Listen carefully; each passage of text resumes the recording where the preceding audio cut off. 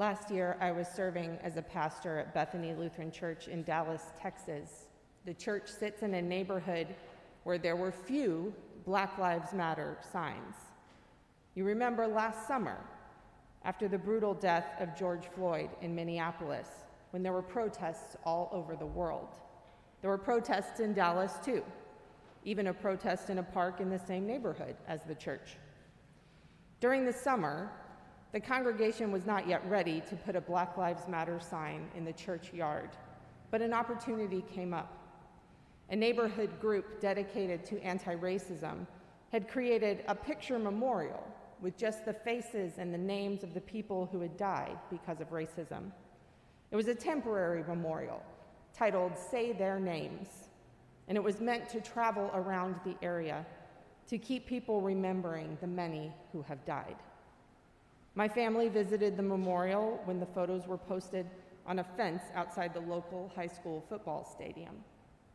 So I'd seen it, dozens of photos, all people of African descent, most of them young. All of them died much too soon. Some photos were recent, like George Floyd. Some were local to the Dallas area, like Botham Jean, Jordan Edwards, and Atatiana Jefferson.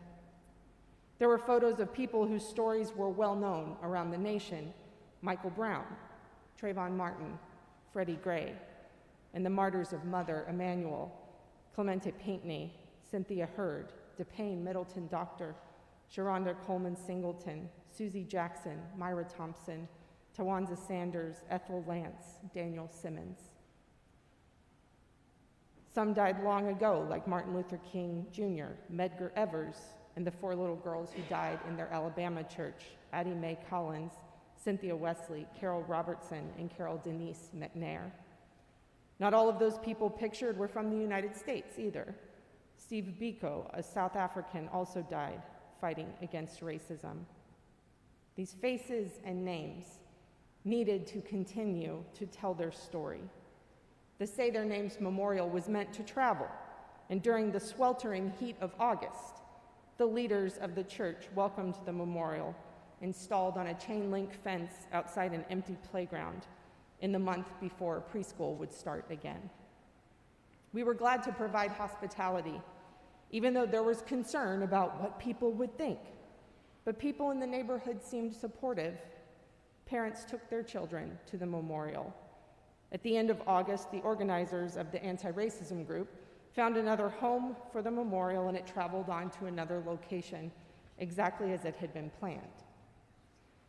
A few days after the memorial had left the church grounds, I got a phone call in the church office. A man had some questions about the Say Their Names memorial. His voice was friendly, and he asked, why was it taken down? I explained the group organizing the memorial intended to move it around every month so that more people could see it. I told him where I thought the new location would be.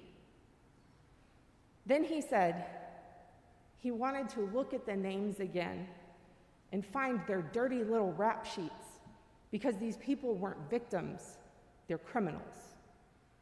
And immediately he slammed down the phone. Criminals? What a strange word for people who had died for no reason other than the color of their skin. Criminal is a strange word for a dead child. Criminal is also a strange word for the Savior of the world. But that's exactly the way Jesus died, executed unjustly as a criminal, brutally, so that everyone watching would know who has the power to decide between life and death. Brutal enough to make the bystanders wonder, maybe he did something to deserve this? God is not sitting back and letting this happen. God is the one hanging on the cross, experiencing the pain. God knows the pain of an unjust death. God knows the pain of someone gone too soon. God knows the pain of losing a child. God knows the helplessness of you can't win. God knows what it feels like to be unable to breathe. In all the ways that human beings can suffer, God suffers too.